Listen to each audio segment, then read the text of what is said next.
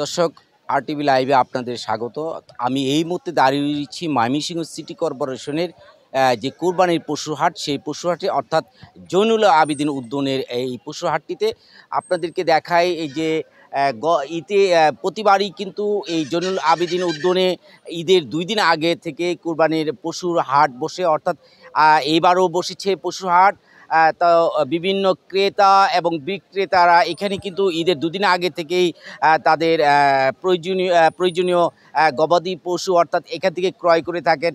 অর্থাৎ এখানে এই কোরবানি উপলক্ষে যারা খামারি রয়েছেন এবং কৃষক রয়েছেন তারা এখানে এসে তাদের কোরবানির পশু নিয়ে আসেন বিক্রি করার জন্য নিয়ে এসে তারা এখানে ভালো দামে বিক্রি করেন। এবার কিন্তু কিছুটা ব্যতিক্রম দেখতে পাচ্ছি, অর্থাৎ এই কোরবানি রাত পোহালেই কিন্তু কোরবানির ঈদ অর্থাৎ ঈদুল আজহার ঈদ, কিন্তু এখন পর্যন্ত কিন্তু আমরা যে বিষয়টি দেখতে পাচ্ছি যে এখানে পশুর হাটে কিন্তু এখনও কিন্তু ক্রেতাদের সমাগম তেমন একটি ঘটেনি। অর্থাৎ ময়মনসিংহ সিটি কর্পোরেশনের যে এই হাট পশুর হাটটি, এটি কিন্তু একটি ঐতিহ্যবাহী পশুর হাট। বরাবরই আমরা দেখে এসেছি যে এখান থেকে বিশেষ করে ময়মনসিংহ জেলার প্রত্যন্ত এলাকা থেকে কিন্তু এখানে ক্রেতারা এসে তাদের পছন্দের পশু ক্রয় করে যান, অর্থাৎ কিনে নিয়ে যান।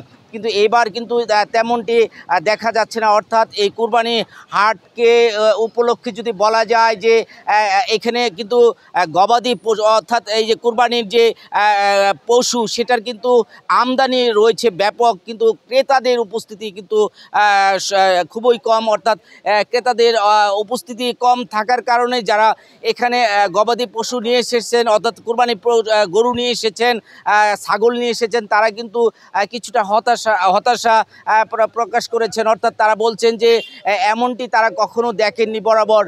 এইবারের মতো যে কোরবানির তারা গবাদি পশু নিয়ে এসে তারা হয়তোবা একটু দুশ্চিন্তায় পড়েছেন, তবুও তারা কিন্তু আশা প্রত্যাশা করছেন যে হয়তো যে যদিও জুমার নামাজ পর থেকে হয়তো হাটটি জমে উঠবে, যদিও এখনও সময় আছে, বেলা বাড়ার সাথে সাথে হয়তোবা ক্রেতাদের সমাগম বাড়বে, এমনটি তারা বলছেন। এছাড়া আমরা এখানে যারা ইজারাদার রয়েছেন তাদের সঙ্গে কথা বলেছি যে তারাও কিছুটা দুশ্চিন্তায় রয়েছেন।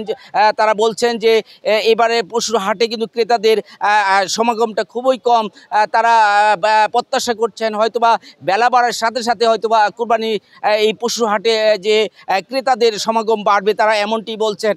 তো এই কোরবানি পশু হাট যদি আইন শৃঙ্খলার বিষয়টি বলি, আপনার এই কোরবানি পশু হাটকে কেন্দ্র করে এখানে কিন্তু আমরা দেখতে পেয়েছি যে কোরবানি পশু হাটকে কেন্দ্র করে কিন্তু এখানে জাল টাকা শনাক্তকরণের কিন্তু এখানে বুথ বসানো হয়েছে। অর্থাৎ যে যারা এখানে কোরবানি পশু ক্রয় করতে টাকা নিয়ে আসবেন তাদের টাকাটি জাল কিনা সেটা কিন্তু শনাক্ত করার জন্য এখানে কিন্তু বুথ বসানো হয়েছে।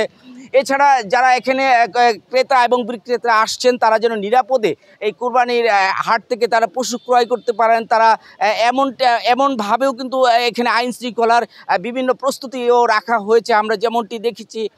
তো এখন পর্যন্ত আমরা যে বিষয়টি দেখছি যে যারা এখানে কোরবানির পশু এখানে এই হাটে নিয়ে এসেছেন তারা কিন্তু অলস সময় পার করছেন। অর্থাৎ কেউ গরুকে খাওয়াচ্ছেন, কেউ তাদের বিভিন্ন কাজকর্ম সারছেন, কিন্তু এখন পর্যন্ত কিন্তু ক্রেতাদের উপস্থিতি তেমন কিন্তু লক্ষ্য করা যাচ্ছে না। যদিও রাত পোহালেই কোরবানি, তো তাদের প্রত্যাশাটা হচ্ছে যে হয়তোবা ক্রেতাদের উপস্থিতি বাড়বে।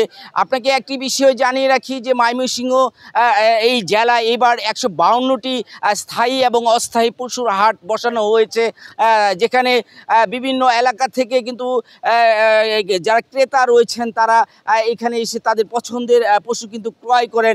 এছাড়া যারা বিক্রেতা রয়েছেন, আমরা বিশেষ করে বিভিন্ন খামারিদেরকে সঙ্গে কথা বলেছি, তারা যেমনটি বলছেন যে তাদের একটি পশু লালন পালন করতে প্রচণ্ড পরিমাণ তাদের শ্রম এবং তাদের অর্থ ব্যয় হয়। সেই পরিমাণ অর্থ ব্যয় করার পর যদি পশুর হাটে যদি তারা ন্যায্য মূল্য না পেয়ে থাকেন তাহলে তাদের কষ্টটা প্রচুর পরিমাণ বেড়ে যায়। অর্থাৎ তারা প্রত্যাশা করছেন যে তাদের যে পরিমাণ কোরবানির পশুর পিছনে বা কোরবানির গরুর পিছনে যে পরিমাণ তাদের শ্রম এবং অর্থ ব্যয় হয় সেই পরিমাণ তারা মূল্য তারা পাবেন, এমনটাই প্রত্যাশা করছেন। যদিও আমরা তাদের সঙ্গে আরও কথা বলেছি, তারা যেমনটি বলছেন যে এবার কিন্তু বিদেশি যে পশুগুলো সেই পশুগুলোর কিন্তু আমদানি অর্থাৎ গরু কিন্তু কিন্তু বিদেশি যে ভারতীয় গরু সেই গরু কিন্তু আমদানি কিন্তু এবার কম, যদিও দেশি গরুর সংখ্যাটা এবার বেশি।